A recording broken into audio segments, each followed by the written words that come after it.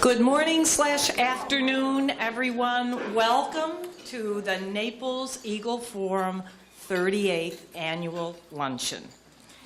We are so happy to have you here. It's a great day in Florida, it's a great day in Naples, and it's a great day to be proud to be an American. Yes.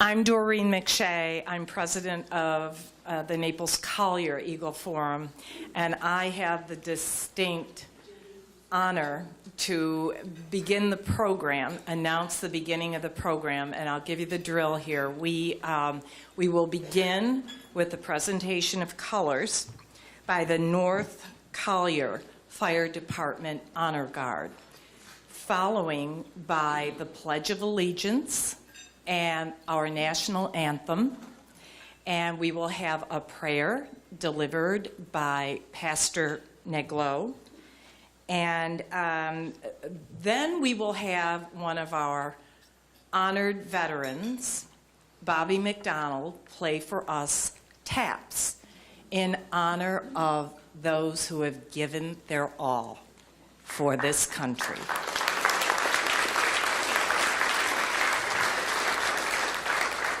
During this part of the program, I ask you all to silence your cell phones and please stand.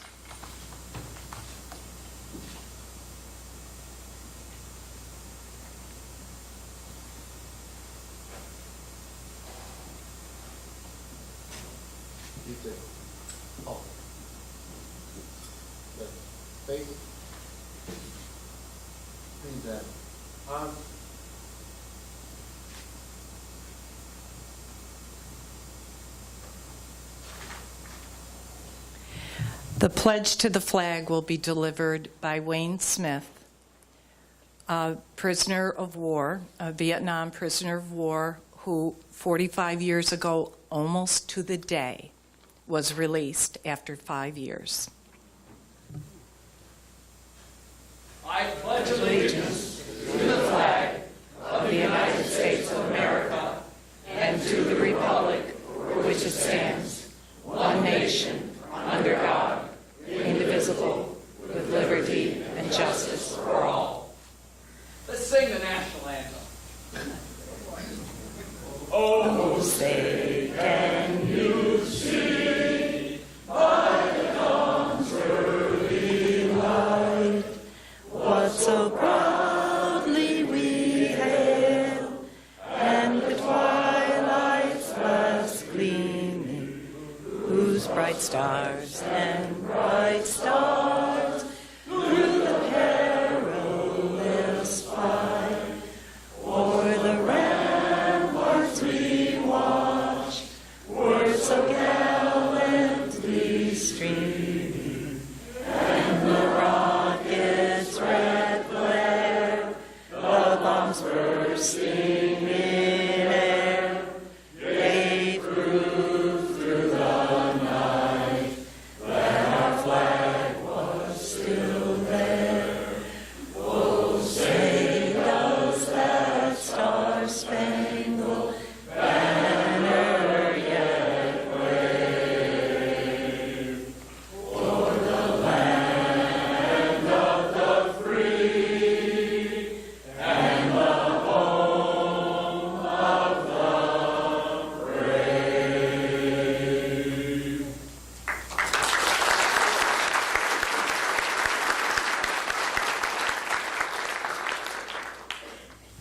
Pastor Treglone could not be present this morning, so I'm chaplain of the Veterans of Foreign Wars. I will lead us in a prayer. Please bow your heads. Dear Lord Jesus, bless these proceedings. Bless all of those who are present today. Thank you for the freedoms you have Thank you for the freedoms you have granted to this great country. We ask for your blessings. Thank to our veterans, all of our veterans who are present today and who have served our great country. In Lord Jesus' name we pray. Amen. Well, that was a grand ending to it. He's with us. It's a sign. A sign. I'm going to hold camp for all veterans alive and deceased and all active military personnel, both men and women. And for all you fine ladies and gentlemen here today, Present. On.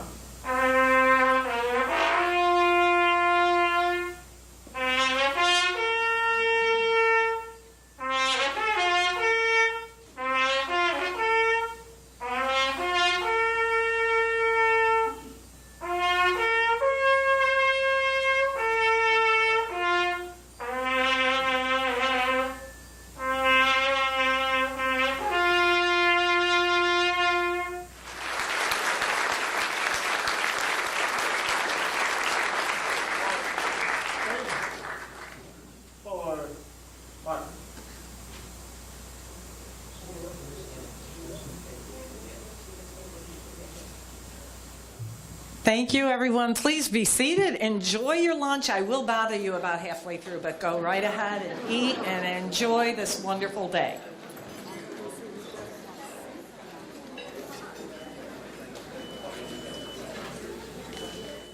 Lois Bowen, I would like to announce your name before I tell everybody how fantastic you are. But anybody that has seen that woman move here today understands what I'm talking about. And very quickly, I have to tell you a story. First meeting, she met us at a restaurant. We sat down, she talked, she took notes and wrote them all on a paper tablecloth. I put a legal pad in front of her. She didn't need it, tore off the tablecloth and said, okay, I'm going to work. And that is Lois. The woman is, there's a reason why they call you the general. But to Lois, I would like to please approach. I would like to present to you the Florida Eagle Forum Annual Achievement Award in recognition of the dedicated and tireless support for our United States veterans. Thank you.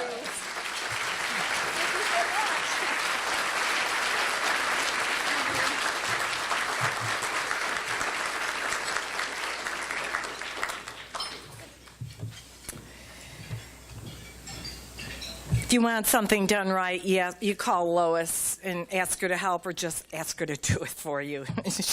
She'll do a better job. Okay, and one more very important recognition, not on the program. Mark and Pat Andrews. At this table, right here, we got involved in this effort. We conversed, we commiserated, we broke bread, we debated, but we had a lot of laughs. And when you do work with people or work on a project with people, you get to see their character. And I tried to think of what I was going to say about all the wonderful things that they represent. And I thought about all those virtues, you know, there's kindness, humanity, compassion, on and on. Oh, you know, we've all heard that before. And then something came to mind, and it's the word goodness. And in this world of moral relativism, goodness, we don't hear that word much, goodness, they are what encapsulates goodness. Their goodness and their graciousness is so evident in their efforts, their objectives, in what they do. They are responsible for this event today. It would not have happened without their goodness. And as my mother used to say, goodness gracious. There are no two words that would define this couple more than goodness gracious. Please give them a hand. Thank you.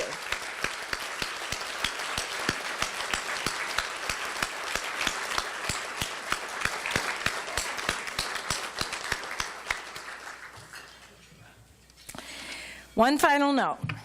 On your tables, on your seat, were a number of pieces, one of which being the Eagle Forum brochure, and a little piece that you can tear off, and you can join Eagle Forum for all of $25, and you will get the wonderful newsletters that are also on your chairs. You will learn how to defend what you believe in with regard to this country. You will learn the words to use. You will learn the issues. You will learn the facts. They come in the mail. It is probably one of the finest organizations in the country. I urge you, please, to join. I also urge you to take a look at Florida Eagle Forum. That is $15. You can also get on Pat's email list, and she will send you a list of the important articles to read. You don't have to go on the internet. She'll send it to you at night.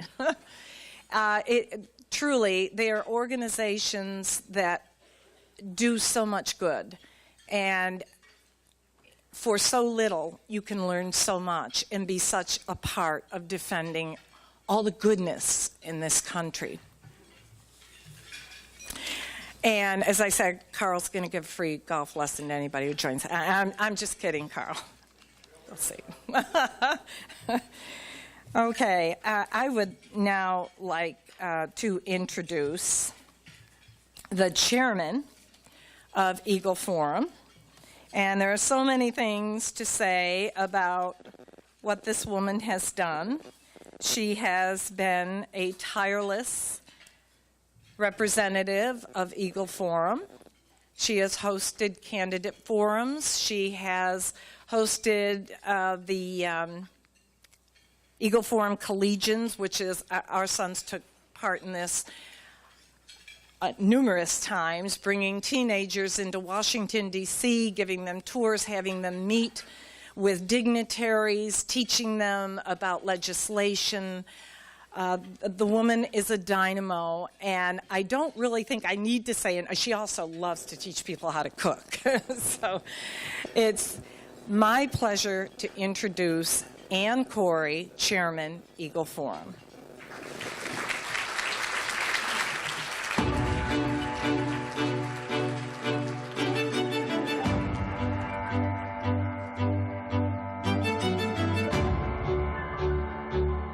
I think the most powerful impact of Eagle Forum is the fact that they are a tremendous grassroots organization, and they really inform and inspire and motivate the grassroots across this country. Those are the people who vote and elect these members of Congress. That is an extremely powerful influence on members, because Eagle Forum's educational materials are second to none. You can take them to the bank. They have very high credibility, so members of Congress know that what Eagle Forum says is accurate. That's highly motivating. In fact, a number of members of Congress seek out Eagle Forum's materials in order to inform them when they vote on issues. Eagle Forum has prepared me for this stage in my life about to go to college, because it's giving me exposure. It's giving me exposure to great speakers, great ideas, present and pressing issues in America today. And seeing young men and young women fight for these issues is really inspiring. I think Phyllis Schlafly understood that freedom is found in perpetuating what's true and right and real and just, and defending those time-tested principles that have been given to us by reason and revealed to us in Scripture, in natural law, by God. And I think Eagle Forum stands aggressively for that rock-solid foundation that gives a free people the right to pursue those first things, if you will, to quote C.S. Lewis, rather than be too easily satisfied with making mud pies in the back alley, those second things. I'd say that I've learned a lot of interesting things from Eagle Forum. Has it equipped me? I'd say yeah. Eagle Forum has given me different platforms so I kind of look at people speak, listen to interesting and smart people who have been doing this for a long time. Eagle Forum's given me information that I've used to change other people's minds about different topics, have statistics to give people in an argument, or simply just convey the message to my friends about what's actually happening, and I feel like it's making a difference in my life for the better. Thank you so much for coming today. I grew up learning that sticks and stones may break your bones, but words will never hurt you. But speech is under assault today, and many people claim that words hurt. I learned about free speech from my mother, Phyllis Schlafly. Her greatest legacy was inspiring women across the country to get up, get out, and speak. The silent majority was no longer silent. She was known as the sweetheart of the silent majority. What I love about what my mother did is that she never was intimidated by anyone. Not even the President of the United States in her own party could intimidate her. And certainly the news media did not intimidate her. She stood up to bullies and stated her position, and this is the important part, with grace, with style, and with class. She never insulted and she never shouted. She spoke with confidence and always with a smile. Phyllis Schlafly modeled the behavior of how to practice dissent. She gave her voice so that others and we can speak.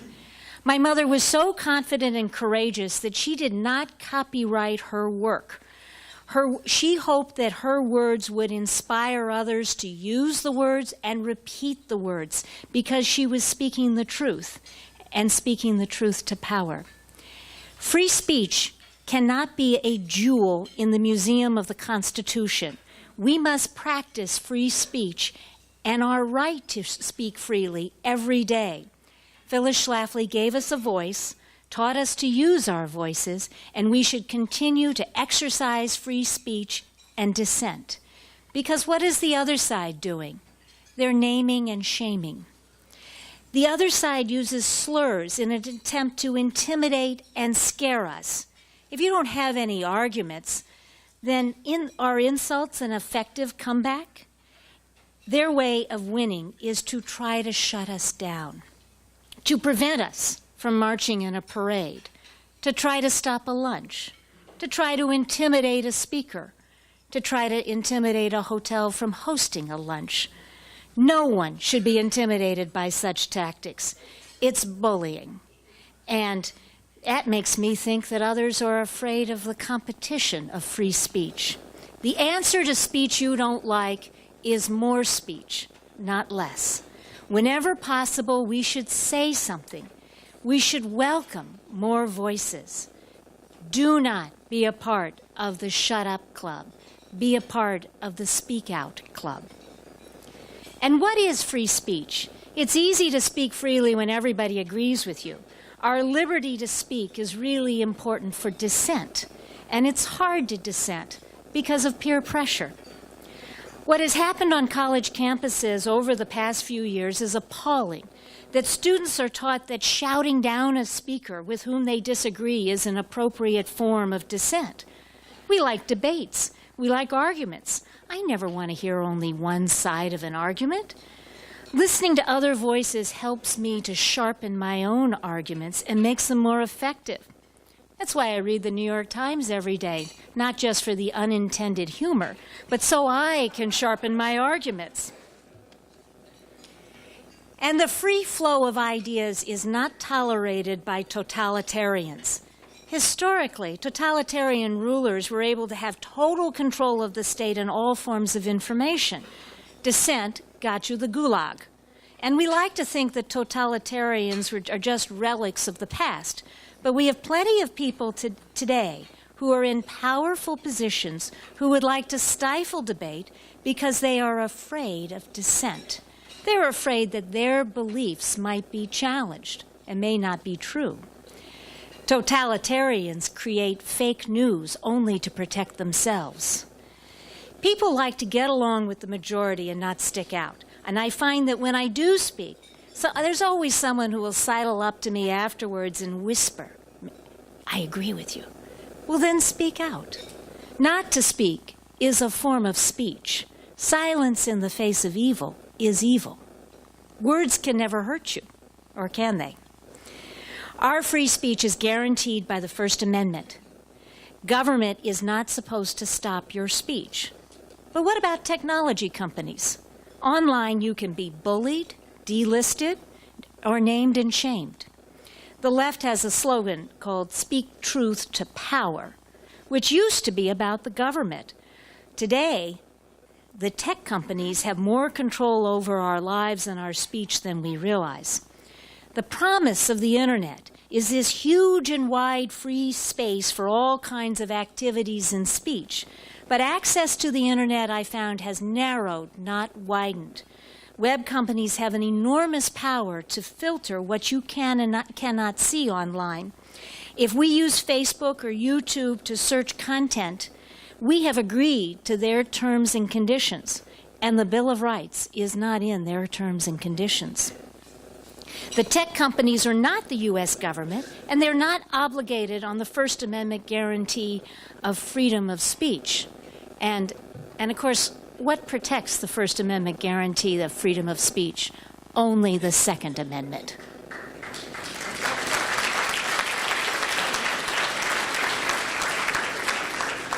As an example, Congressman Marsha Blackburn from Tennessee recently sponsored a pro-life ad which was subsequently blocked on social media.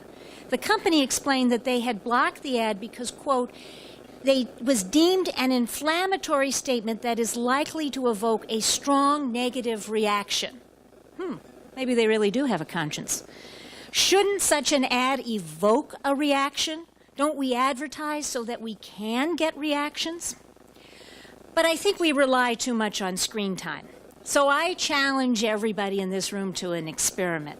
The next time you're in a public place where you don't know anybody, put away your phone. Look somebody straight in the eye. Talk to somebody. It is amazing what can happen. I think we're all hungry for live humans who can look you in the eye because we seem to have lost the art of direct communication behind our Facebook posts. Start the dialogue and start talking. The power of your speech, one conversation at a time, can never be underestimated. It's another lesson I learned from my mother. I am so honored to be here to represent Eagle Forum, who has led the pro-family movement since 1972, because everything in life starts with the family. And what is Eagle Forum? Founded nearly 50 years ago, Eagle Forum is the only public policy organization that rests on three legs: social, fiscal, and security. Without one of those legs, the other two will fail. We cannot have fiscal discipline if our families are falling apart. We cannot have economic security without national security. The Eagle Forum is a bottoms-up organization and not a top-down organization. We have a network of volunteer state and local leaders across the country who are not afraid of expressing the truth. So I hope that you will save the date and join us and meet us in late September, September 27th to 30th in Washington, D.C. for our annual conference where we always have an extraordinary lineup of speakers. You saw some of them on the video, and we have more to come every year that we do. Please join us. We have made a difference, and we will continue to make a difference. I am also very honored today that we can present a bold and strong warrior to you. Kris Paronto is such a leader. He is a U.S. Army Ranger who worked security operations in hostile environments for 10 years. And he is the author of The Ranger Way, Living the Code on and off the battlefield. And I think this code is such a beautiful code for all of us to think about.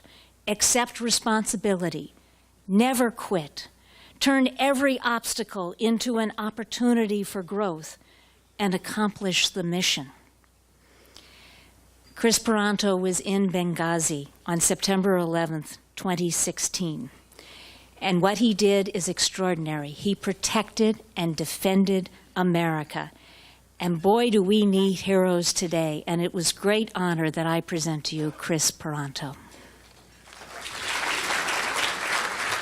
My name is Christian Paronto. and my call sign is Tonto. And I was with the 2nd Battalion, 75th Ranger Regiment. I was in Bravo Company. Name's John Tigan, former Marine. Did 4 years with the 3rd Battalion, 7th Marines. My name's Mark Geist. My call sign's Oz. I was in the Marine Corps for 12 years. I was in Benghazi for about 30 days when the attack happened that night. Hey everybody, this is Jack Silva. Jack. It's our 3rd contract together, so he knows the drill. We had DB, former Marine, Jack, who was a SEAL, and then Roan, he was a SEAL. It was a good crew. 13 hours just tells the minute-by-minute story of what happened that night. Try to get what we all did and what we went through.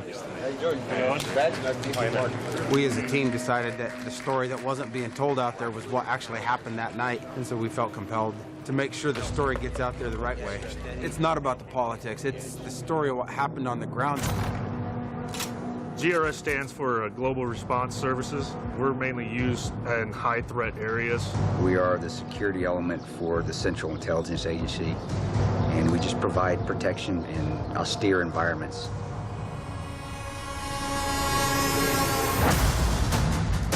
Hey, we're coming in, we're on property! Is Kris inside? Is he still inside? Get down!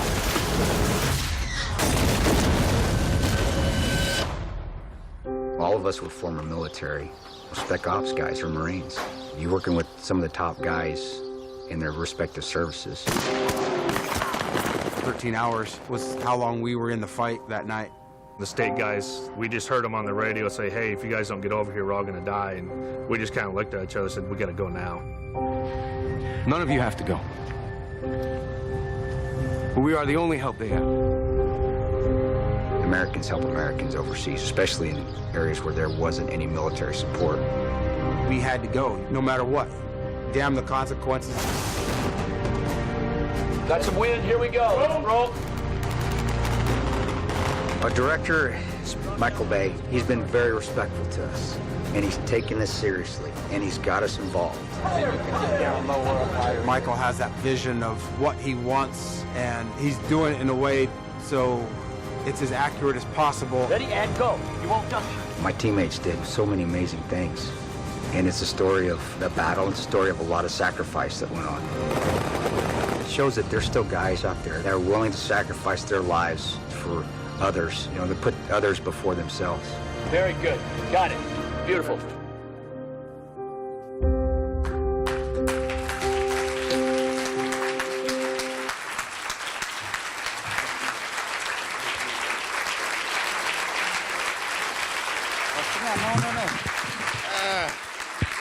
Sit down, please.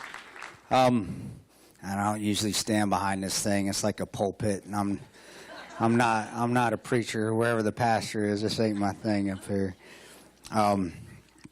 So I'll move around a little bit from it. Hey guys, I'm sorry, and I know you introduced me. I had huge snot. I didn't want to blow it while you were talking. That'd been real rude. I've done that before. I'm like, and you messed everything. I'm sorry about that. As you can tell, I'm not a professional speaker. I'm speaking a lot. I'm a fireside chat, kind of Charlie Daniels. Let's sit around, drink some whiskey, let's tell stories. That's kind of how I am. Yeah, you can clap to that because, and I'm fighting a cold, so I'm going to need some whiskey later with some lemon juice to get that done. Hey, first of all, I want to thank again all you veterans in the audience, especially you Vietnam veterans. Welcome home. You guys didn't get that. I want you guys to know your service, even though you weren't treated as well as you should have been. I don't know how you all held back and didn't beat the heck out of them people protesting you come back in. I don't know how you did that. That shows a lot of reservation, a lot of professionalism. But I want you to know your service does not go unwarranted with us. When I was on the rooftops that night, and I'll give you a specific example, all I could think about was, man, those guys, especially the LRP, the hunter-killer teams, the LRP Rangers, because that's my lineage is 75th, was, man, those guys did that for a year. I can go another hour. I was going through my head. So you Vietnam guys think that, because you really, what you did sticks with us that have served and continue to serve. And I've been doing deployments up to that point, 10 years I've been deploying. Iraq a few times, Afghanistan a few times, Pakistan a few times. Somalia a few times, great places. I got Disney Vacation Club membership, I think, somewhere in one of those spots. But again, it shows that we respect what y'all did. And because I meet a lot of Vietnam vets, and actually I've met a few, and I have post-traumatic stress. It's not a disorder, guys. I've had it for 7 years, deployed with it for 6 years. You guys, I've met a lot of Vietnam vets that have it, and they're like, well, they feel that their service wasn't recognized and wasn't given the respect that it needed to be. And I'm telling you, it is. I mean, what's the ultimate respect is when a guy's up on a rooftop, not knowing if he's going to get out of there or not, and thinking, this ain't nothing. These Vietnam vets did it for a year. I can keep going. So I just want you guys to know that. That's one thing, and that's just my soapbox talk, and I'll get off it now. All right. So as I get going here, guys, as you can already know, with the snot talk and all that, I'm not politically correct. I don't try to be. I don't care if I offend you. I could care less. You can keep yourself out the door if you don't like it. That's fine. My humor only goes so far, so I'm taking off this jacket. This is about dressed up as I get. All right, good. We're good. Thank you. All right. It does go with the shoes. Those are nice shoes. I'm going to take about an hour of your time. I'm going to talk about Benghazi. I'm going to talk about that night. I'm going to go into some other things that I went through Ranger School when I was there. I did some of the other deployments I went to, but mainly it's to talk about that night. And what's been missed of that night is there's politics involved. Believe me, politics is why we were there. Politics is what left us behind. Believe me. But what people missed was the leadership aspect of it. They missed the never quit attitude. They missed that you always keep going. You always keep going. You never stop fighting because you just never know. You never know when it's going to end, and you never know if you're going to get out. You never know if you're not going to get out, but you just keep going. You don't know if you're going to save lives. You don't know if you're going to lose your own life, but it doesn't matter because you're willing to give of yourself, and that's what we've missed a lot in society. The willingness to give of yourself for others, to sacrifice, selfless service, and that went on a lot that night. Yes, we lost four of my friends. We lost 2 of my teammates. We did, but that's war. That's how it is. That's how it is. Also, in this particular talk, I can get a little bit more, well, I always do anyway, but faith will be involved in a lot too. Right? And I need y'all to know that there is something else out there. As a good Christian, I use that term loosely, I'm not a good Christian. I'm a Christian. I'm the worst Christian in this room, but I'm telling you to have faith in something. A Christian's not going to say, believe in Christian, you got to do that. No, we're going to say, I believe in Christianity. I believe in God. I believe in Jesus. I believe in all that. But I'm going to tell you is that believe in something. There's something out there. I promise you that. I don't care if you believe in that door. Believe in something. All right. Well, I'll just get going, then we'll continue on, and then hopefully we'll, I don't know, whatever else we got going on after the book signing. Feel free to eat. If you want to help yourself out, there's no problem. If you need to use the restroom, I just did while everybody else was talking, so feel free to do it yourself too. It doesn't bother me. All right? And we'll just keep it on like that. Well, that night, and again, that night in Benghazi, and I'll just get into it, 9:32, we got a call on the radio. And I remember the call on the radio, and we were sitting there. I'm sitting there with Boone, best friend Boone. He was a 1st Recon Marine. There we go. I'm waiting for one. I always get one. We got a Marine. And we're listening to the radio, and I remember we're just watching TV, and it was from our GRS team leader. And a lot of y'all are familiar with the government service. He's our staff guy. He's an employee. He's in charge of us.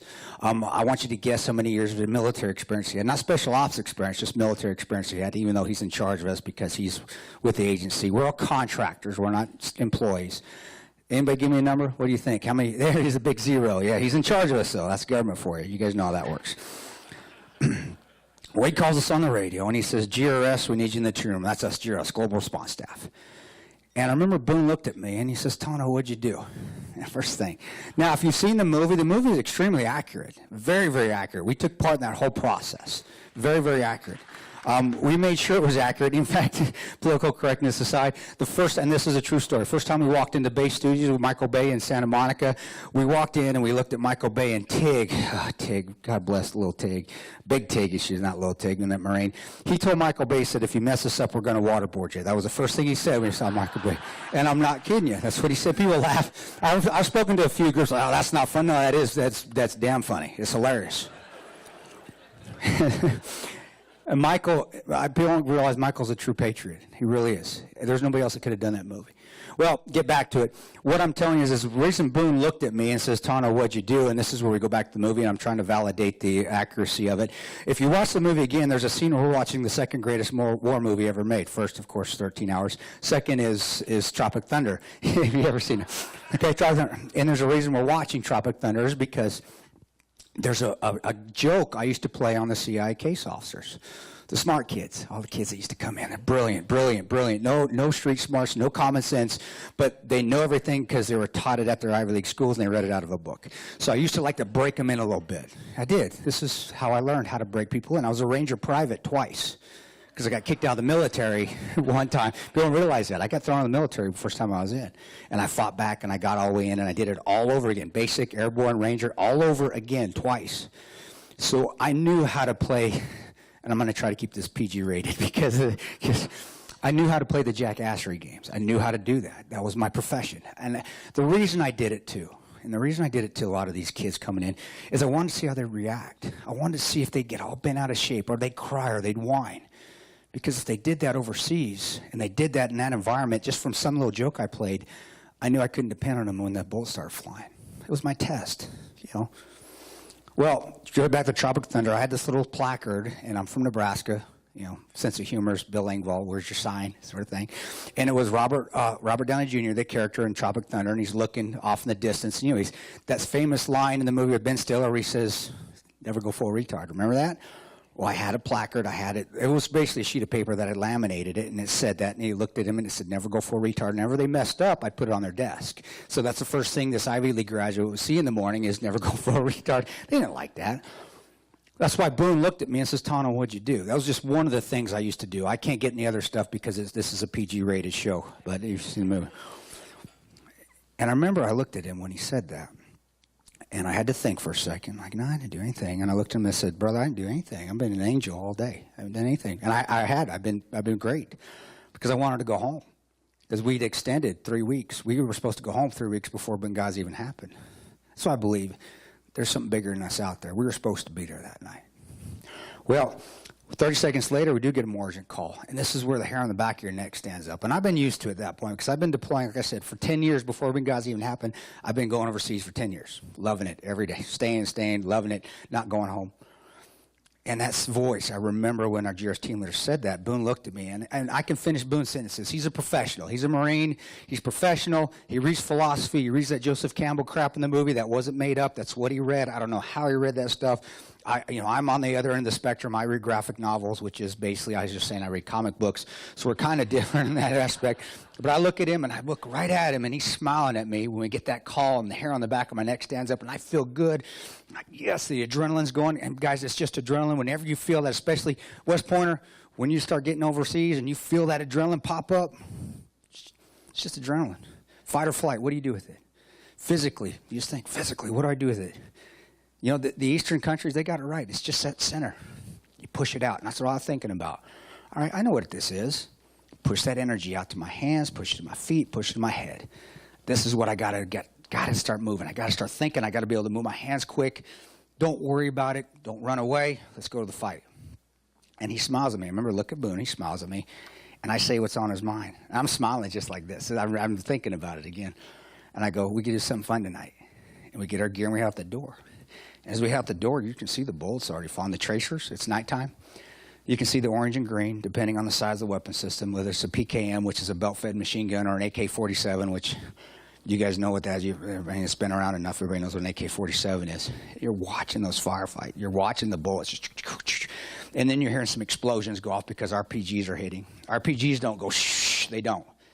A rockpile grenade goes boom, and then it goes boom when it hits. You never see it. Never see it. You got to show it in the movies. You got to show that shh in the movies. Because if we did it, what happened in real life, what actually happens, you would never see what's going on. You'd be going, what the heck? Boom, boom, boom. I mean, just things blowing up everywhere. And you don't know. And I remember looking at the team. The team is full of leaders. 2 Navy SEALs. Jack Silva, SEAL Team 5. Tyrone Woods, of course, who passed away that night, SEAL Team 6. Got 3 Marines, Mark Osgeist, John Tig, and then we got my friend Boone, and then you got me, the 75th Ranger. All of us were senior guys within our units. All of us knew how to be leaders. And as good leaders, we also knew how to be good followers. And you're seeing what good leaders do in that sort of situation. We all had a different task. Every one of us had a different job. And every job that we had, we were doing on our own. And nobody was yelling at anybody. Nobody was barking orders. Nobody was saying a word. Because good leaders know when it's time to shut the hell up and do your job. And that's what we did. And in 5 minutes, we're ready to go. 5 minutes. My job was to get my machine gun. I was a machine gunner. Got my machine gun, got my rifle. Boone's got my vehicle out. And I'm looking, I see Ty, I see Roan, Ty, Tig, and I see Jack, and they got their car. And then I go to my chief of base, Bob, who's standing here. I go to my team leader, who's standing here. And I go, we're ready to go, guys. 5 minutes. We got our gear. We're good. Let's get out the gate. And Bob looks at me, looks at the team leader, looks back at me, then looks at the team leader. They're talking on their cell phones. Don't know who they're talking to. And Bob looks at the team leader instead of talking to me directly, and he goes, tell these guys they need to wait. Okay. All right, Bob. Team leader actually has the gall to look at me, and he says, you guys need, I stop him, I go, I got it. And because this is a PG rate, again, I'm going to get into it more. I said a few other expletives to him because that's how I am. That's just me. I like to emphasize things with some expletives. The movie is extremely correct. I said every second word was that F word. It was. And Michael Bay was getting pissed in the movie because Pablo kept doing it over and over. And Michael's like, stop dropping all those F-bombs. And I'm like, Michael, you got to. That's how I was. You got to keep them in there. Sometimes it's okay. In some situations it is if you want to get your point across a little bit. Well, I go back to my car. Tyrone says, what's going on, Tonto? And I go, Bob's telling us we got to wait. That's hard. That's so difficult to sit there and wait. Because you're watching guys that you know. You're watching Scott, Alec, and Dave, the State Department guys. You know, there's an ambassador over there, Ambassador Kris Stevens. He's no dilettante. He didn't donate to a campaign. He was given an ambassadorship. He'd worked his way up. He's a 3-star general. He's a vice president. That's the level that he is at. There's different levels of ambassadorship. The reason I know is because I worked for the State Department for 2 years. I protected their ambassadors. I protected the highest level ambassador in Iraq, Ambassador Zalmay Khalilzad. That was my detail. I had 60 guys protecting him, plus the company of military guys. Well, I remember looking, I remember thinking, and you want to start to panic. You do. You want to start to get pissed and angry. But panic breeds panic, guys. And we already got the Jason Bournes running on the base panicking. The hair cut out, they're on fire. They don't know what to do. And if we start panicking, it's going to be more panic. So we calm. We're staying calm. You're like a duck in water, though. Little feet are going. That 5 minutes turns to 10, then turns to 15. And during that 15 minutes, they're still getting their butts handed to them. And we're hearing Alec Henderson on the radio. We're hearing him saying, GRS, GRS, where are you? GRS, we need you here. GRS, we're taking heavy fire. We know they're taking heavy fire. I wish I could simulate the voices on the radio. Pure panic. And then we hear, GRS, you swore you'd get here. That hurt. And that's when Alex said that. And I remember back, and if you watch the movie again, like in the accuracy of the movie, there's a scene where Pablo Schreiber, who played me in the movie, is by far the best actor in the movie. He should have got top billing. No, John Krasinski didn't. Pablo's outstanding. Well, Pablo's on a diving board. That's me, Mr. Arrogant Tonto, on the diving board. And I thought after doing it for so many years and doing so much stuff and risking my life, I could get a little arrogant if I wanted to. And I remember that day, because if you watch the movie, we're doing like a risk assessment of the consulate. It's a separate facility, 9 acres. And I remember we're looking, and I remember looking at Alec and Scott and Dave. And I'm standing there. I got my Copenhagen in my, on a dip. I used to. I don't anymore. Gums recede, guys. Don't chew. No, you don't need it. Yeah, it's not good for you. But I had Copenhagen, and I'm sitting there. I'm looking at this compound. We already walked around it. I'm looking right at Scott, Alec, and Dave, and I'm saying, guys, look at this place. There's no way you can defend it. I said, you got any machine guns? They said, no. We asked for them. They wouldn't give them to us. State Department. It's too high profile. Don't want to offend the locals. That's a whole other speech. I said, this place is a sniper's paradise, guys. I said that. I said, the walls are soft. You got a terrorist organization living on the compound with you, 17th Fed Mars Brigade. They're not your friends. They're Ansar Sharia guys. They're on the compound with you. I said, if you get attacked by a big element, you're all going to F and die. I said, the movie's spot on. Sometimes, though, you do need to dial it back a little bit. So when I said that, I remember I saw Scott's eyes just come out to here. You don't want to tell a civilian they're going to die overseas. You don't. They're not ready for it. And I remember every morning I used to take my frontal lobe filter out, and I used to put it on my bedstand, and I forgot to put it back in that morning before we left the gate. And I remember I looked at Scott, and I felt bad. I made a mistake. As a leader, sometimes you got to admit you made a mistake. I did. I made a mistake. And I remember I gauged that frontal lobe filter, and I looked right at Scott, and I said, if you ever need us, we'll come get you. Now, we're going to come get him regardless. John 15:13, right? Love is no greater than this, that a man lay down his life for his friend. That's how the military serves. That's how everybody should serve. Be willing to lay your life down for somebody else. Somebody comes through that door, I'm not getting on my cell phone and texting 911. Guess what? And I know I will. I'm going towards that threat, so you guys can go. That's what I'm going to do. I know I will, because I've been tested. And I want you guys to go home. Those guys aren't ready for that. They don't know that. Well, the whole team's going to come. And we told them we're going to come. So we come back to 9/11/2012 when we hear that from Alec where he says, JROTC, you swore you'd get here. You could feel a knife in everybody's stomach. Everybody just felt it like, yes, we did. We swore. We're going back on our word. We waited 10 more minutes. 25-minute mark, we heard Alec Henderson say, GRS, if you don't get here, we're all going to effing die. Movie's spot on. And when I heard that, I remember I saw Ty. And I'm smiling because this is what I did. Ty was a big Navy SEAL. He was big. SEAL Team 6, he was yoked, just monstrous. He used to throw that dang tire around everywhere. That wasn't part of the movie. He liked to toss that tire around and drag it around that knucklehead. But he was big. I get this up here. And he also looked like Leonidas. We didn't put that in the movie because Michael thought it'd be too movie-ish. But in real life, he had that beard growing out to here, like Leonidas from 300. So all I saw when we heard that, I saw him crack his door. He's in a sedan right here, cracks his door, and he goes like this to me. And all I see is this ham hock of an arm come out of a car door. And I'm like, holy crap, I get to go to combat with Leonidas. How awesome is this? You know, what you can learn from that and one other things is that if you accept a situation you're in, you can find humor and joy in any of it. I accepted that I was in that situation. I accepted that I had to go over there and help. I accepted that I may have to shoot somebody. I accepted that I was with my brothers. And I was having fun because I accepted all of it. And I said, yeah, thank you. Thank you for putting me in this situation. I was thankful to be there that night. People say, oh, that was the worst night in the night. Worst night in the world. It was horror, nightmare. No, it wasn't. You know what? If I had a choice to be here today or go back over there and do that again, I'm sorry, guys. Bye. You can find another speaker. I'm going back over there and doing that because that was where I needed to be because God said that's where I needed to be. When that happened, I remember we started to move and we started to get out that gate. Now, as a leader, sometimes you have to war game. You have to think, war game. Boone says, what ifing? Every minute that goes by in those situations, every minute you have to think about it. What do we do next? What do we do next? What do we do next? You let your mind not escape you. You're still trying to think of what is the situation. Also, because of our training, and I'll always tell leaders and I always tell people, train your people to your highest standards. Train it till they want to quit. Because when the crap hits the fan, you will revert to your highest level of training and your brain will shut off. It will go instinctive. And I did. My brain is instinctive now. So I'm thinking in that whole time frame, what do we do? What do we do? I've been in this situation. I know I'm forgetting something. And I remember we need our interpreter. We need them all. Well, his real name is Henry. Call them all in the movie. And I'm trying to find Henry everywhere. Can't find him. Can't find Henry anywhere. As I'm calling for Henry on the radio, I'm getting pissed. Because I'm like, God, we got to waste more time. And I get out of my car to try to find Henry because I think I'm going to have to run around the base again, waste another 5-10 minutes trying to find this guy. And he's walking right in front of me. It's amazing how sometimes if you have faith, it increases your luck. I don't know how that coincides, but somehow it does. You have faith, your luck increases. Well, he's right in front of me. And I look at Henry and I go, we need you, man. Now, Henry looked good in the movie. He didn't look like that in real life. He didn't look like that at all. He looked like an Egyptian Bob Newhart. That's what he looked like. And not the young Bob Newhart, the old Bob Newhart. He really started to deteriorate. He looked like that. And I look at Bob Newhart and I go, dude, we need you. This was the most courageous act that night. We had all these courageous acts. This was the most courageous thing that happened that night. I looked at him and I said, we need you, dude.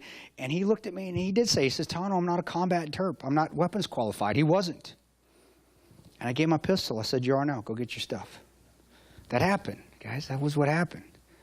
And he did a 180, and he ran back into the building C where all of our gear is, all of our weaponry, all of our armor, all of our helmets, all of our stuff is, tactical equipment. And he runs back in there. And as I'm seeing him run away, this is our SUV. This is me and Boone's SUV. Boone's leaning like this, looking at me, going. And I remember I looked at him like this. And like I said, I can finish Boone's sentences. I go, he ain't coming back, is he? I just lost my pistol, didn't I? I did. I thought a lot, like, crap. But little Bob Newhart, 30 seconds later, comes out, and he's got his gear on. He's got somebody else's gear on. He didn't have his own stuff, so it's too big. It fit him in the movie. It did not fit him in real life. It was too long. Mini skirt body armor. He's got a helmet. I don't even know if it was fitting him right. And I remember, and it's just like I'm watching him plain as day right now. He's coming at me, and I'm just looking, smiling, going, you're awesome. Look at that cutest little turtle I've ever seen in my life coming out. People, and I know some of you that have been in combat, you get it. There's a lot of funny things that go through your head in combat. There's a lot of humor in combat. There is tons of it. Just inappropriate humor, like where did that come from? But I couldn't be more proud. Every one of you has that courage in you. Every one of you in this room has that courage in you. You just have to be willing to accept whatever you're going to get into. And you have to be willing to have faith in yourself. You have to be willing to have faith in others. He trusted us. He had faith in himself. And he also said, you know what? Screw it. I'm going over there because I'm going to help somebody. Every one of you has that courage in you. You don't need to be a SEAL or a Ranger or Marine. You don't have to be. That was the most courageous act that night. I could have been more proud. As I'm getting into my vehicle, he's doing this with my pistol. He's just flagging everybody. I'm like, stop pointing a pistol at everybody. I was so pissed. That happened all night. I was like, stop pointing a gun at everybody. Dang it.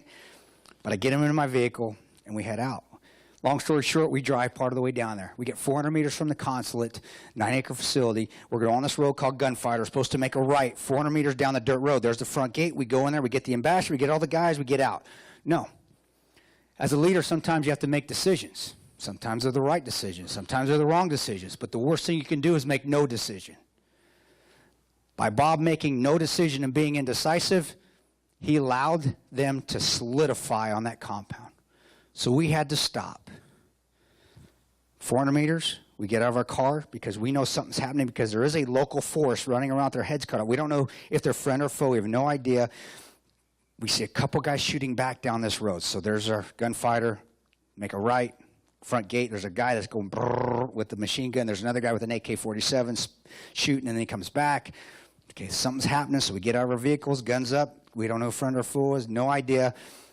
As we get closer to that side of that wall, there's that 8-foot-high block wall. We parked our cars. You start hearing snap, snap, snap, snap, snap, snap, snap. And then every once in a while, I'll hear a 2x4, what sounds like a 2x4 to me, hit behind me. As we hear those snaps, I know what it is. I've been through this before. I know what it is. I've been shot at before.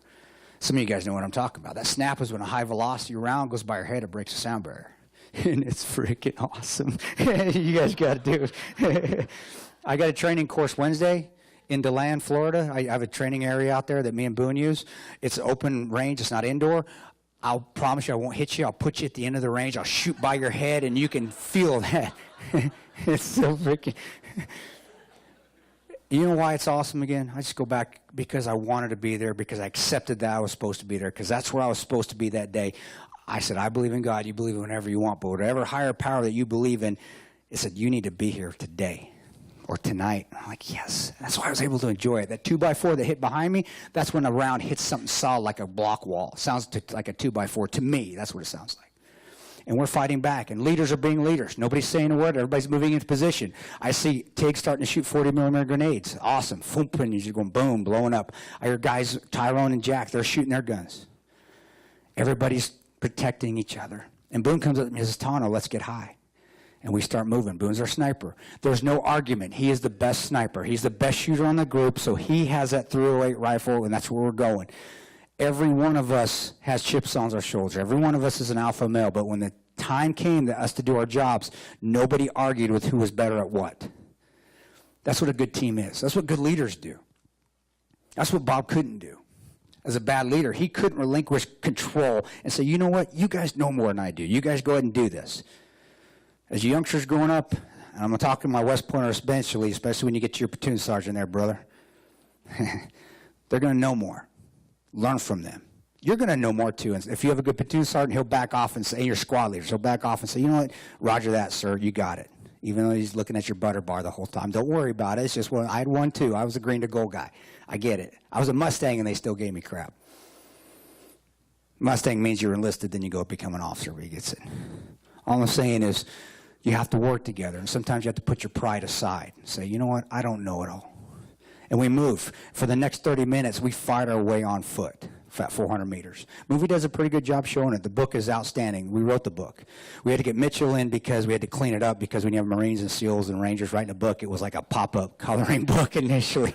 So we had to get Mitchell in to clean it up a little bit. And we're moving. And I'm jumping walls, and I'm tired. Got my armor on, I got my machine gun, got my rifle, got my magazine, my short. I was wearing shorts that night. There wasn't dramatization. I still got those shorts. Don't buy them if I ever sell them. I'll tell you why later. But I got them shorts on. And all I can remember pulling up over those walls is like, I'm getting tired. And then I started thinking back of Ranger School. I started thinking back of going through Ranger NDOC, thinking, I've done this before. I've been tired. I've been more tired than this before, and I can pull myself over this walls. I've been carrying more weight than this before, and I can get up all these walls. I'm just thinking back. What did I do? I suck it up. Never quit. Embrace the suck is what we call it. Embracing it. You just hug that suck. So yes, this is awesome. It's awful. It hurts, but I can do it. Never quit. And we get ourselves on that objective. So we get up on that 9-acre compound. We clear it. 6 of us clear this 9-acre compound. Put it in perspective. That's 3 football fields, guys. We find 5 survivors. And I remember, as we're finding these survivors, it's about 11:30. Been there about an hour and 15 minutes on this compound. It's burning, fires everywhere. It's just beautiful, gorgeous. Colors are popping. It's just green and red and orange and everything. Black smoke even in the nighttime there. And that's when Boone comes up to me, and that's my turn. So I'm on the back of, basically, here's the villa. Here's one side of the wall, the villa here. Here's another side of the wall, the villa here. I'm on the back side of this villa wall right here, and a big explosion. Well, actually, Boone comes up to me after there's a little bit of firing fight right here. Boone comes up to me, and it calms down a little bit, and he says something, and it's always hard for me to talk about this part. He says, we lost one. And I remember when he said it, I remember my heart just sank because I'm thinking, you know, I lost one of my teammates, lost one of my friends. I've lost 30 friends in the global war on terror in 10 years.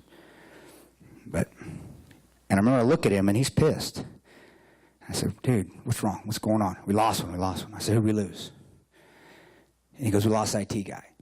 I couldn't think of who that was and for at least that first few moments. Then I remembered, like, oh, crap, that's Sean Smith. Sean been there for 2 days. He's dead. I've been doing this for 10 years. I ain't even been shot. It's just war. It's how it is. Well, Boone's going into his pissed off rant. Boone doesn't get pissed off. Like I said, he's a professional, but he's a Marine. He was a sergeant in the Corps, so all I have to do to get him back focused because he's going, damn, if he just would have let us leave on time. If he would have made a decision, we'd still be alive. And he's right. He's talking about Bob. I just go, Sergeant. And Boone comes back because he's a professional. And I run to the front of the compound, and I see Scott Wickland, who was with the ambassador, going into shock. And I see Jack Silva looking over a dead body. And Jack Silva starts doing chest compressions on a dead body. And I couldn't have been more proud of Jack. I don't know what kind of demons go through Jack's head at night. I have no idea. He knows Sean's dead.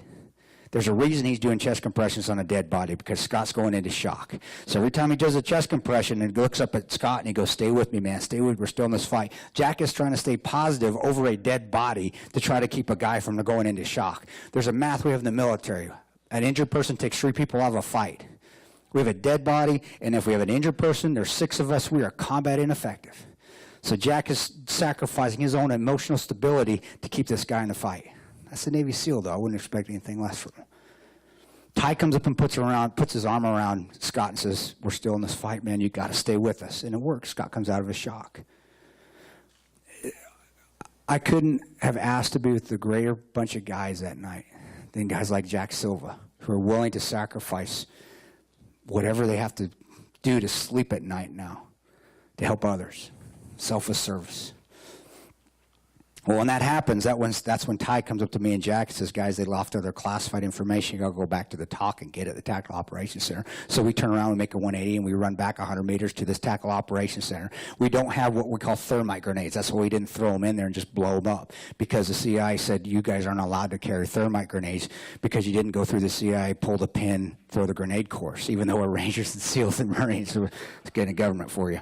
So we're out there with our knives, cutting wires, and getting all the classified information we thought, which was electronic media, little laptops, thumb drives, hard drives, and we're running back through this compound. Now, I'm Mexican, so Mexicano. I am. Jack's yeah, that's what I'm talking about. That's what Latin right there. It's my girl Latina. She's awesome. Jack's Portuguese, which is, to us Mexicans, that's Mexican light, is what he is. As we're running back, Jack sees that I'm starting to drop. My morale is dropping. I'm getting tired. I'm like, crap, what's going on? Or what are we doing? Nobody's coming. We've been in a firefight.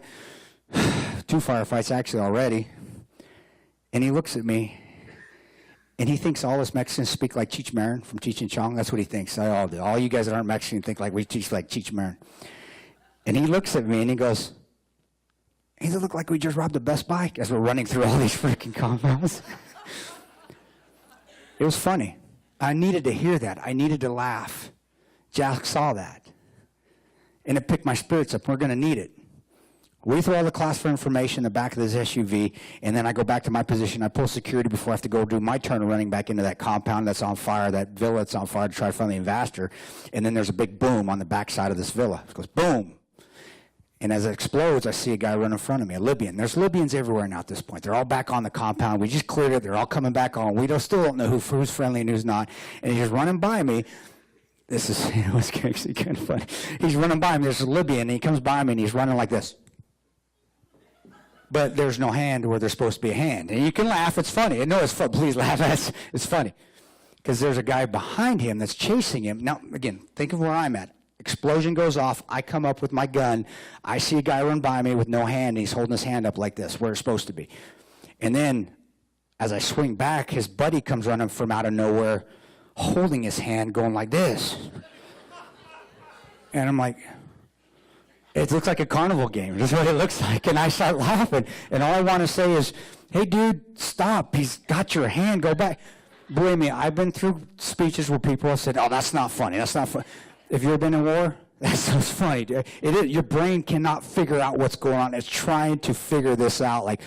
And that's what I'm thinking. And I'm smiling, going, "Dude, your hand's over here." And then all I hear is, all I can get out is what happened. That's all I can get. I don't even know if these guys speak English. And he goes, "Grenade." The guy with the hand says grenade. He meant rocket propelled grenade, but all he could say was grenade. So my gun went like this. I step back. I go, "Oh, well, don't throw grenades at us anymore, you idiot. You won't blow your hand off." Because I thought he tried to throw a grenade at us. Cooked it off too long. Pulled the pin. Held it for 3 seconds instead of 2 seconds before he threw it. Blew his hand off. So I go back, pull security, and there's a big explosion. And this one's actually almost, I'm here, it hits right here. The shrapnel goes that way, but I catch all the overpressure, and it hurts. It's just, and I know it's a rocket propelled grenade. And all of a sudden the snaps start starting again. All the snaps, the water faucet turn on, and we're getting shot at again.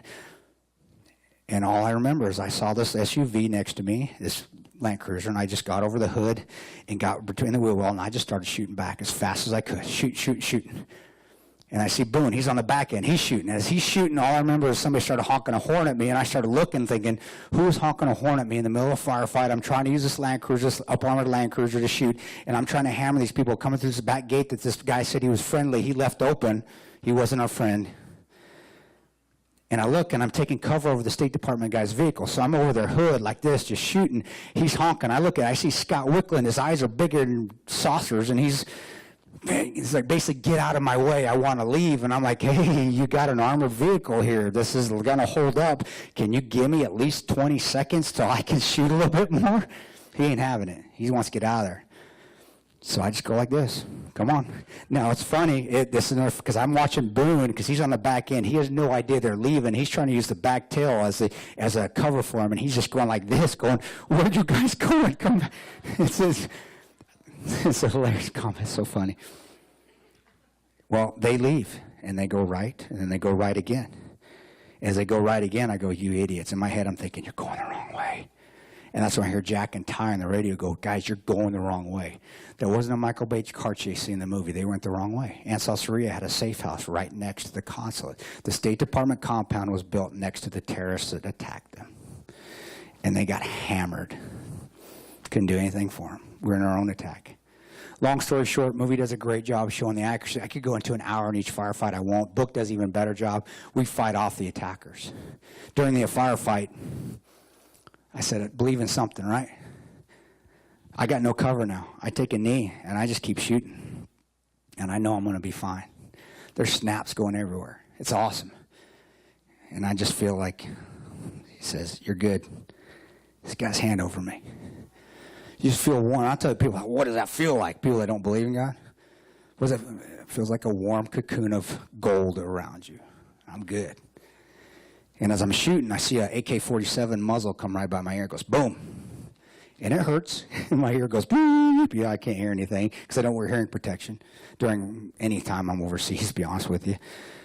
And I look, there's this little Libyan that came out of nowhere. Looked like he just got to work at Mitrovomo. I took his jacket off, took a knee right next to me, and he was shooting right next to me. And I just looked up in the sky, and I said, for a second, man, it's the damnedest thing. God's put a little Libyan angel right next to me. So this little Libyan angel's right there. I'm shooting, and my best friend Boone is right there next to me, shooting as well. And I look up on the building that's on fire, the villa that's on fire, and I see a muzzle flash, and it's the Marine. He's up there shooting, even though that building's on fire. Now, I remember we got to Germany the next day. Me and Tig were talking the next day, and I didn't have to ask him because you Marines, man, sometimes your brain synapses just don't always, they misfire a little bit. They don't always touch you jarheads. I don't get it. So I had to ask him. I said, you did realize that building was on fire, right? And he said what a Marine would say to me. He said, I didn't want to let you guys down. It was a better fighting position. He didn't care if he was going to die. He didn't care if he was going to burn up. He wanted to make sure we were going to be okay. I will always go to combat with the Marine, always, because they will put themselves out front of a firefight and make sure you're okay, every time.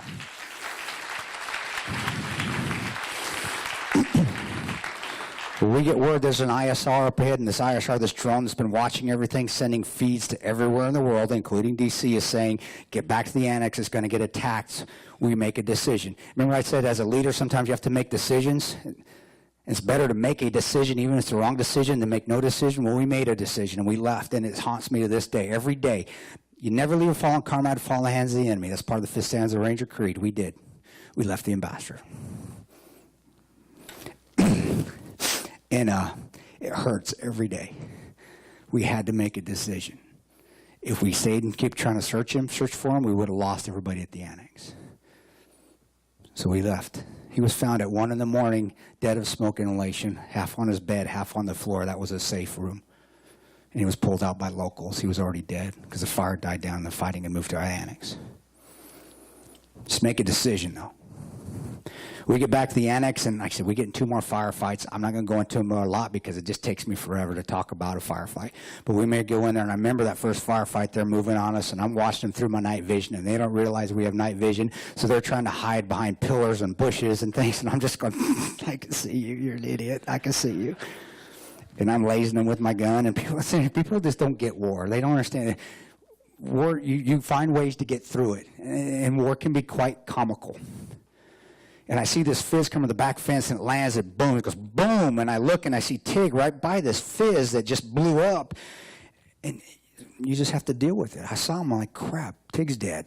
I'll deal with it later. I'll clean up his body parts later, and I just transition. I just start taking out terrorists. Just got to fight through it. You can't quit. You can't cry about it. You can't whine. Just because you didn't win that trophy, you can't cry about it. You got to keep fighting. And we fight them off. Takes about 5-10 minutes, real easy. Bam, we take him out. Okay, I'll go get Tig, and I look, and he's not there. And then he's in his fighting position. I'm like, wow, what the heck kind of hula bars are they feeding these damn Marines? I need some of this stuff. He actually got hit with a round that firefight too. In his armor, it caught it. He got hit with what's called a gelatina bomb, and because it doesn't have shrapnel, it's used for fishing in the ocean. Mediterranean redneck fishing is what it is. They drop big fish. He didn't die because he's a big dude. I would have died. It would have stopped my heart. But Tig's a big guy. Now, he's messed up for life. Shoulder still goes numb. His back is always out of whack, but he still lived, and he fought through it, and he kept fighting. Between 1 and 3, we have a little lull, and all I can think, and this is what my little life lesson I'll tell you about that night. One thing. Whenever you leave the house, the last thing you should say to a loved one is, I love you. Last thing. Because that's all I thought about my family that night. Now, I'm not married anymore. I'm divorced. I married up twice. They got smart. And he's like, get out of here. You're an idiot. But I was married at the time. I had 2 kids. And all I thought about between that was, did I tell my wife I loved her? Did I tell my kids I loved them? Yep. Okay, I'm good. I had no worries. Because that's what I did. And we get hit again at 3 o'clock, and this is a bigger fire. And it's just wave after wave of guys. And it looks like waves coming and crashing on retaining walls because they're coming at us. Even there was an ISR feed that we watched, a drone feed after. There was an RPG that actually went through me and Boone, and I didn't even see it. I saw it on the heat. And there was rounds popping up behind us, and I'm just concentrating on the task at hand. As a leader, sometimes you got to get yourself out from everything else that's going on around you and focus what the job is at hand. And that was just to take out as many of these guys as they keep coming and coming, because they're not getting over our walls. And we fight them off. The movie does a great job showing that second firefight, so it's a book. Watch it or read it. And as we're waiting at 5 a.m. in the morning, I hear Bub's team's coming in. Bub found a way to get to us. Bub didn't look for accolades. Bub didn't expect accolades or any awards for what he did. Bub died that night. Because of his perseverance and never giving up, never quitting, he saved 2 other lives, and I'll tell you why in a second. But Bub found a way to get to us. They went and rented a plane and flew from Tripoli to Benghazi. Him, 3 other JROTC guys, and 2 Delta guys, Delta Force guys. And they got to us. An old executive's jet. Nice old plane they flew in. I mean, at least they flew in style. Probably ate Dom Perignon and had some champagne along the way. But his perseverance, they found a way to get to us. And I remember I heard him on the radio, and this is in the morning now, and I heard Bub saying, GRS, we don't know where you guys are at. We can't find you. Delta's never been here. We've never been here. This militia doesn't know where you guys are at. Can you lasso your target? At least give us a marker. I said, Roger that. Get your infrared. Get your night vision on, I'll infrared, and I'll do what's called, we call it lassoing. It's how you call for firing with Spectre gunships or rotary wing helicopters. And I go, you got your night vision on? He goes, Roger that. And I get my infrared laser off my rifle, and I go like this, and I point it to the front gate. He says, Roger that, we got it. During that time frame, it's been for 8.5 hours now, I'm thinking to myself, and I'm like, gosh, I got to keep the spirits up, because you can just feel the team. Everybody's just dying. Literally, the energy just, you can feel the energy from the base just getting sucked out. Tonto, you're the jokester. Say something funny. Say something funny. I could not think of anything funny to say. So I had some Snickers. I ate one. Snickers, it works. When you eat a Snickers, it actually picks you up. It does. That's why we actually have Snickers in the movie, too, because that's all we ate was Snickers. And I had Snickers everywhere eating that night. I ate a little bit, I put it down, I go, I got it. Sometimes as a leader or anybody else, you have to make fun of yourself, and you have to do that to get spirits up. Self-deprecating humor. Don't be so prideful that you can't make fun of yourself. You can't say something that puts yourself down to pick others up. That's not leadership if you can't do that. Now, I didn't know it was going to be in a movie for everybody to see. I probably would have done something different. I put my infrared laser down, and the joke isn't funny, it's just the timing. I said, okay, they got the front gate. I go, break. Guys, I know this is an awkward time to tell you this, but I would take a crap since we left the consulate. I said that. That's just not part of the movie. I did. And the reason I said that is because I did for 5 hours. Pinch off a turtle head between 2 firefights. You'd be amazed at things that go on during combat, guys. And that's why you don't want to buy my shorts when I sell them on eBay later. I put myself down, though, so everybody else could laugh. And I could hear everybody on their rooftops laughing at me, going, you idiot, Tonto. Jack's like, too much information, you idiot. And you got to find ways, even if that means belittling yourself, to make others feel good. I was a pro at that. And it works. And Bub's team comes in, and they come up on Building C. I'm on Building A. Building C's at the back of that room. That's the distance. Here's me. Building C's there. I see Bub. I see Oz. I see Dave Ubin, who did very well that night, State Department officer, very well. And I see Tyrone Woods. And then all of a sudden I look, and I see the militia that escorted Bub's team. They're right outside front gate. I got the front gate. That's my responsibility. And they park out there. I'm like, okay, we got a militia here. We can at least get some of the people out. And it didn't sound like a mortar, guys. I didn't. My hearing had been shot out. Boone shot out this year during the second firefight with his .308 rifle. And then my little Libyan angel shot this year out with his AK-47. And I went, did you guys hear that? And then for some reason, and then my head, it goes, that was a mortar, you idiot. And I went, mortars, take cover. And as soon as I said take cover, I saw that first one go boom. And then we still got our night vision on. When that mortar hits, my night vision goes white. And as it comes back, I see Tyrone spin. And he's got his machine gun. I can't give you the nomenclature, it's classified. But he's got his machine gun, and he spins, and he goes, and he's just ripping things up.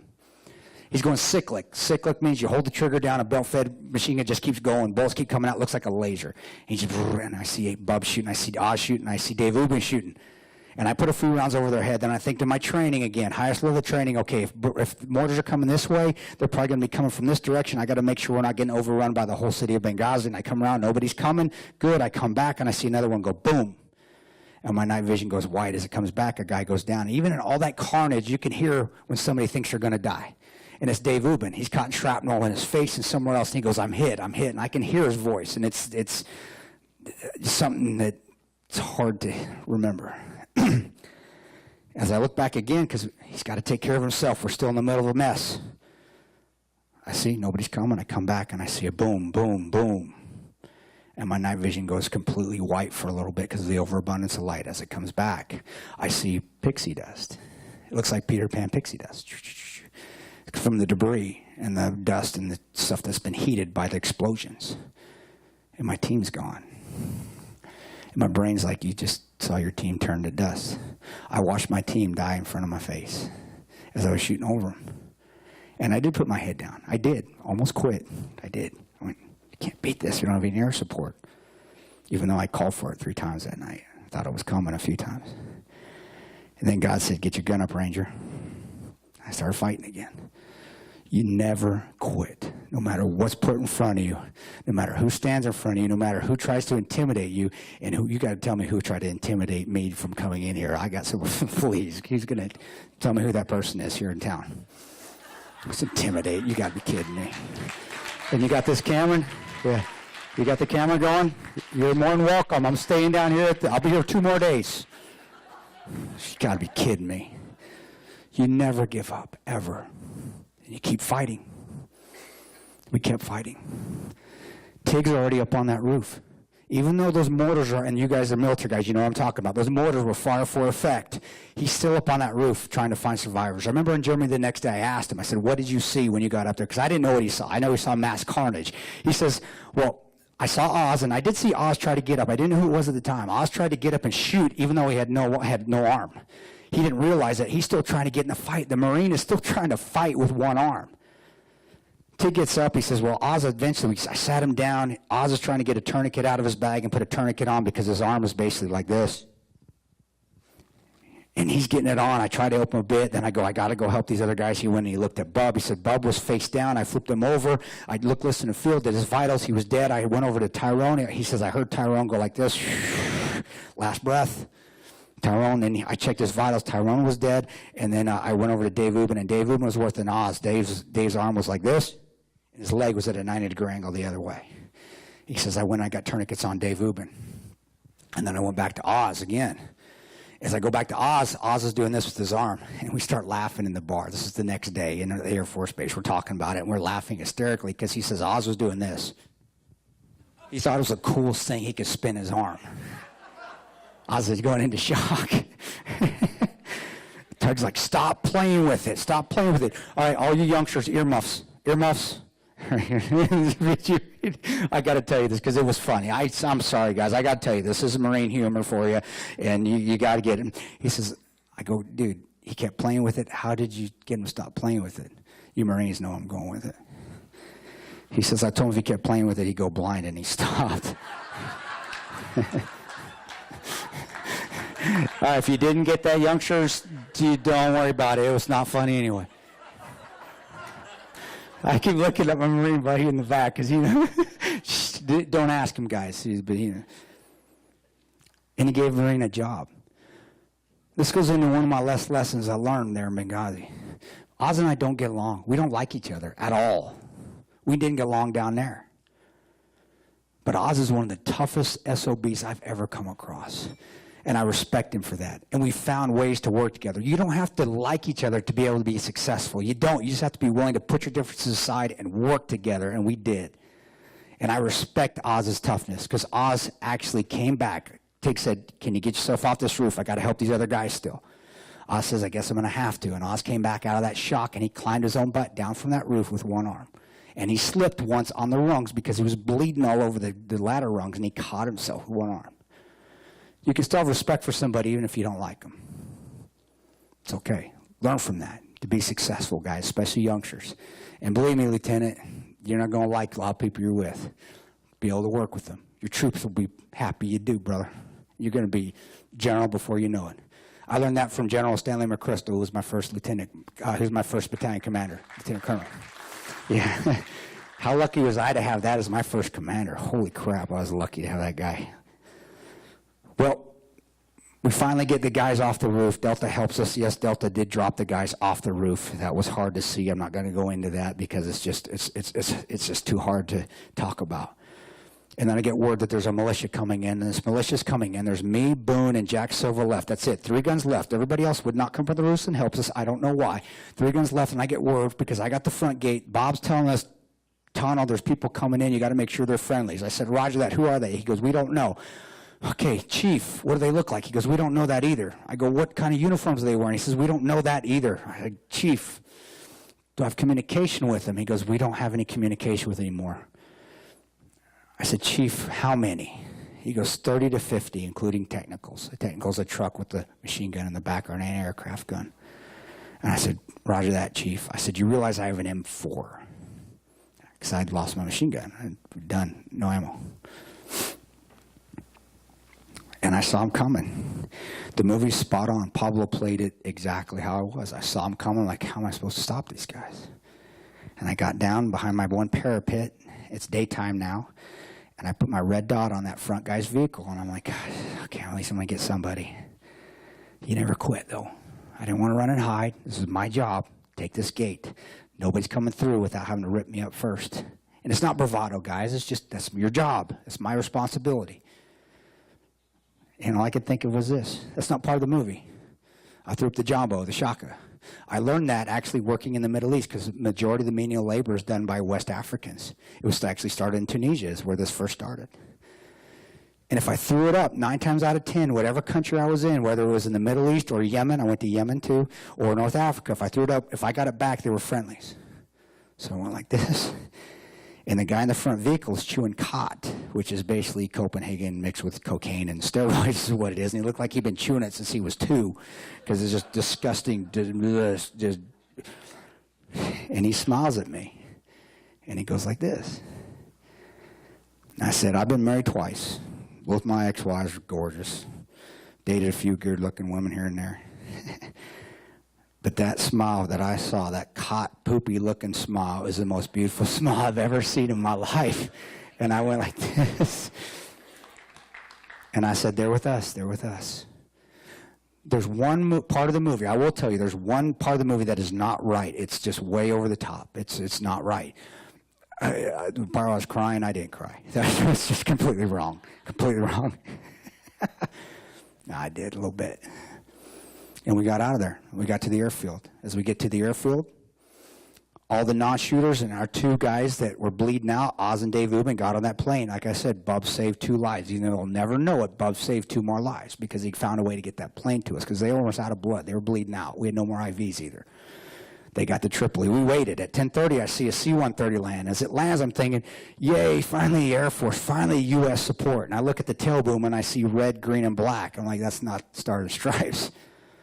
I don't still know Americans. The Libyan plane landed. It went down, turned its engines off. I looked at my team leader. I go, is that for us? He looks at me and he goes like this. And we go down there and we talk those pilots into flying us out. I don't care what report you read. I don't care what you hear in D.C. or what newspaper or media outlet you hear from. That plane did not show up for us. It just showed up, and we got lucky.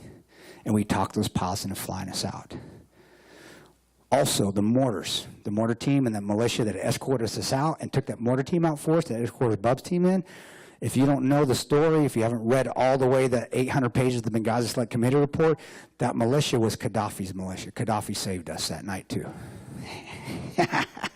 We should never have been in Libya, guys. We weren't there to overthrow Gaddafi, but a lot of you guys already know that. Well, we get on that plane and we fly back. I thought I was going to die on that plane because if you've ever seen Major League, they were outside putting duct tape on the propellers before we were leaving. Like, God, through all this, now this plane's going to go down. I'm going to die in the Mediterranean. We get to Tripoli. I take a couple hours off. I get some clothes because I didn't have any. Took a shower, got a bite to eat. Got on that first plane. I got on the first U.S. aircraft I saw by Eric Stahl, C-17.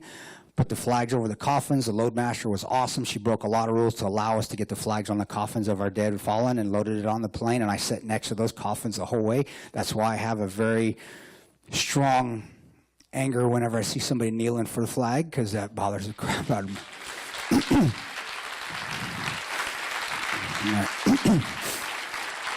Because that is the ultimate honor, is to put a flag over one of your fallen brothers that sacrificed themselves protecting others. And I flew with that coffin right next, all of them, the 4 coffins. And we got to Germany and the USO. If you have an opportunity to help our organization, if you ever have questions on some, USO was outstanding. The lady at the USO came up to me and she says, did you have anything or did you lose anything? I said, ma'am, I lost everything. She goes, well, write it down. What'd you lose? I said, are you serious? She goes, yeah. So he gave me a piece of paper and I wrote down everything that I lost because I didn't have any clothes. And because we're at an Air Force base and not an Army or Marine base, you know, there's a Neiman Marcus and a Saks Fifth Ave and Macy's. I got better stuff coming out than I did going in. Love the Air Force guys. And I went to bed. I woke up the next morning, saw somebody talking about a video and a protest, turned the TV off. It's all right, though. It's not what this story's about. I took 2 months off, and because I love doing what I do and I love fighting for my country, I went back to Yemen and spent another 8 months. And I came back finally after we got tired of all the lies, and the team, as a team, we decided to tell the truth. We had to decide as a team.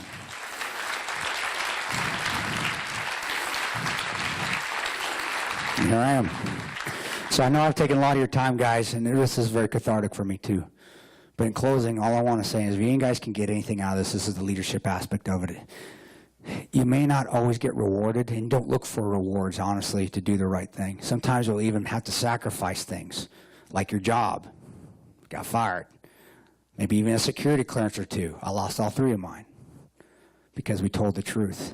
Maybe even some intimidation. You may have to. Yeah, whatever. Jake Tapper doesn't intimidate me. I'm sorry. Sorry, brother. Actually, all I'm going to say is do the right thing. Even if it means sacrificing yourself for others. Do the right thing.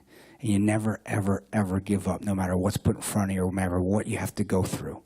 Even if you go through hell and back, you keep going. Because eventually, somebody's going to get something out of it.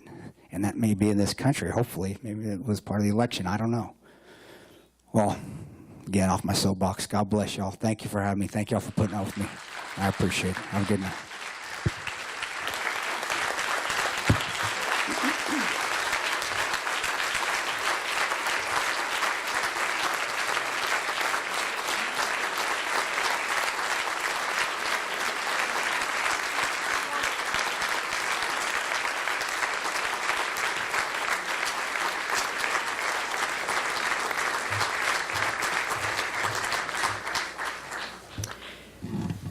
That is rugged American individualism. That is truth. That is so inspirational. And that is also Eagle Forum. And no matter what, we need the facts. We need to do what's right. We need goodness. And we will prevail with that. In closing, I would so encourage you to join. Nick is available. He's got the square to run a credit card if you would like to do that. Nick, where are you, Nick? Nick, there's Nick. Stand, Nick. He's there to help you with that. I did neglect to mention that Mary Ellen Cash, where are you, Mary Ellen? Where's Mary Ellen Cash? She's running for school board. I neglected to mention her as one of the candidates. Kris will be doing a book signing in the lobby for those interested in purchasing a book and getting him to sign it. There's been a lot of comments. There have been a lot of comments about my shoes. Okay, so let me tell you about my shoes. I wore them and I bought them explicitly for an Eagle Forum luncheon in 2015. I wore them the day Donald Trump was inaugurated. I wore them today. I hope to wear them at further Eagle Forum events. And I will wear them when Donald Trump is reelected in 2020. There they are. Thank you so much, everybody, for coming. God bless America. Thank you, Andrews.